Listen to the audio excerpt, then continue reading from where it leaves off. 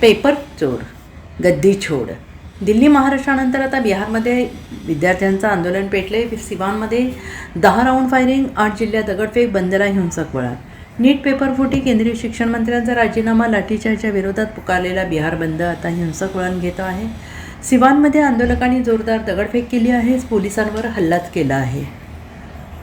सुरुवातीला जमावाला पांगवण्यासाठी पोलिसांनी अश्रुधुराच्या नळकांड्या फेकल्या. 100हून अधिक फैरी झाडण्यात आल्या. एका आंदोलकाने फेकलेल्या दगडाने सिवानचे SP पुरण यांच्या हाताला दुखापत झाली. पाटणा, छपरा, सिवान, भागलपूर, औरंगाबाद, सीतामढी, बेतिया आणि लखीसराय यासह राज्यातील 8 जिल्ह्यांमध्ये दगडफेक झाली.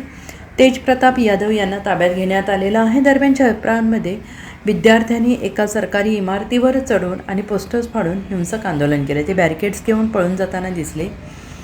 मोठ्या संख्येनं आंदोलक रस्त्यावर उतरलेले आहेत आणि एका न्यायाधीशांची गाडी अडकलेली दिसली.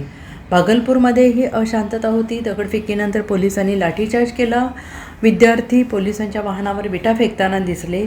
पोलीस परिस्थिती नियंत्रणात आणण्याचा प्रयत्न करत आहेत. दरम्यान मधेपुरामध्ये विद्यार्थ्यांनी रस्त्यावर उतरून घोषणाबाजी केली. त्यामुळे त्यांना ताब्यात घेण्यासाठी बेगुसराईवर पाठवण्यासाठी पोलीस ड्रोनचा वापर करताना दिसले.